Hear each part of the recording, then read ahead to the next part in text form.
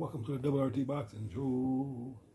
I'm your host, Mr.A, and we are talking the American Dream right here in our boxing rehab known as the Ready Talk Boxing Show.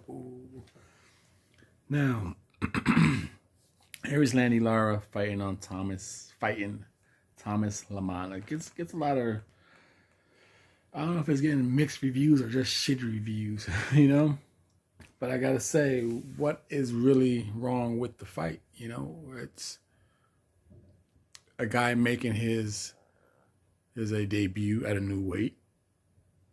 He's fighting a number 8 contender, something you figures about the right thing to do when you're testing a new weight. You know, he could be fighting some fucking ranked number 30 guy, but he's fighting number 8, a guy who's only lost twice.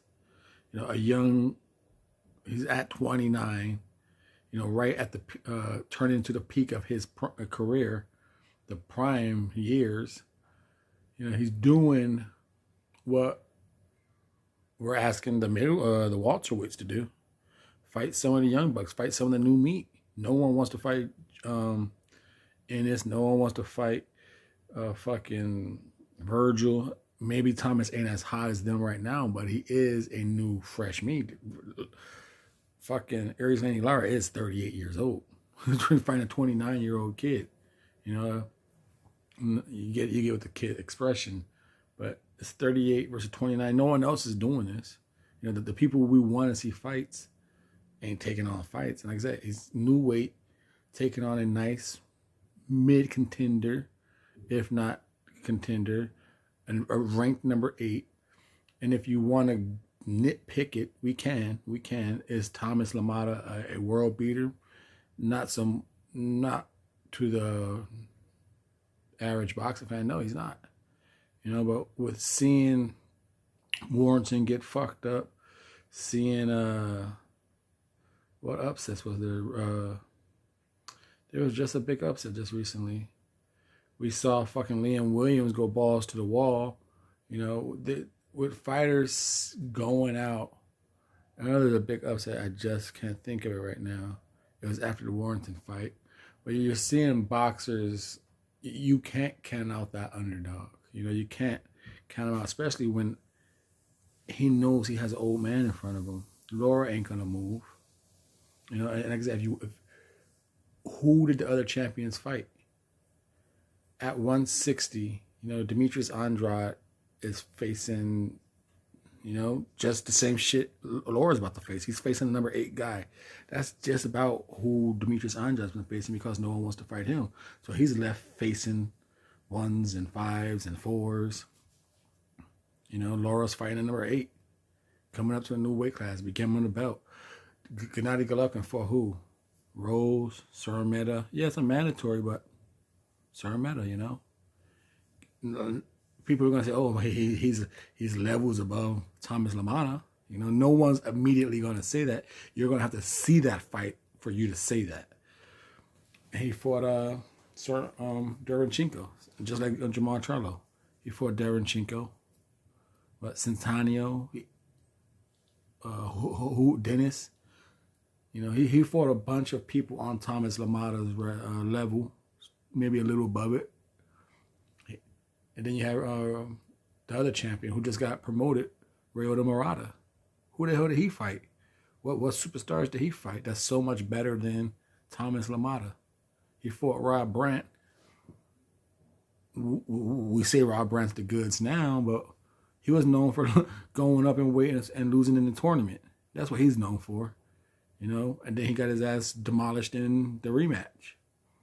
So how much lower can we bash Erislandy Lara for fighting Thomas LaManna when the other champions in that division ain't fighting much higher competition? You know, not on paper, not in ring standards form, not an eyeball test. So, and you look at it, how else are you gonna get a champion to fight you if you ain't got a belt? Yeah, we may call these trinket belts, we may not give a rat's ass. That's the problem with boxing, is us fans not admiring the steps. But Erislandy Lara's whole career, he's been about trying to fight somebody. He's been trying to fight somebody his whole career. So I don't see that stopping right now. If he gets that belt, I don't see him not calling out a champion with that belt. And if this is the perfect opportunity to say, well, you may shit on a trinket champion, you may shit on that belt, but is Erislandy Lara not worthy enough to be like, well, if you don't hold value to that belt, go beat him and prove there's no value in that belt. You know, don't play the world don't care about that belt. It's not a real belt. If you think you're a better champion than that so-called not real champion, that's the one you got to prove it on. Prove, you know, that's not Rocky Fielding holding that regular belt. You know, that's Erislandy Lara, the guy who ran 154, the guy who's known around boxing, like, okay, his name holds weight. You can't say that's not a real belt. He makes that belt. You know what I mean? That's a fighter who makes that belt. So I see him calling out names. There is PBC Jamal at 160 who's desperate for some competition. Can that happen? Can we see Jamal trying to end the year knocking out the old man Erislandy Lara? Are they going to try and sacrifice Lara to Jamal? Can we finally see Jamal? Can we finally see Andrade and Lara? Can we finally see that? Maybe Lara might be the one who's like, fuck it, I'll fight Dimitri. No one else is, I'll fight him. Maybe that might be. I have a belt. Let's see what happens. Like I said, I think people just hate this fight because they don't like boxing how much they think they like boxing. You know, respect the sport. I won't say they don't like boxing. They don't respect it as much as they like it. You know, it's a year-round pecking order. Year-long pecking order in boxing. Thomas LaManna is number 8. That's not a bad fight coming up in a new weighting class. Who's ahead of him? You know, who is ahead of Thomas LaManna? Why isn't he fighting him? Let's see. Chris Eubank, number 1. Magdamar Medvedev, number 2. Carlos Marron, Makala Vasilou, Sergio Martinez, Jaime Munguia, who's ducking his automatic chance at a championship. You know, he retired his belt after the 154 and didn't take a shot at Dimitri. You got David Peapot, number 7, and Thomas LaManna at number 8. Whether it's due to COVID, travel ban restrictions, who knows? But Thomas LaManna's over here in the States. He's getting a shot. The WRT Boxing Show. I'm going to watch the fight. I'm intrigued to see who Lara calls out if he wins. It's not a forsaken that he's going to win this fight. The youth and what was the other upset? What was the upset after Warrington?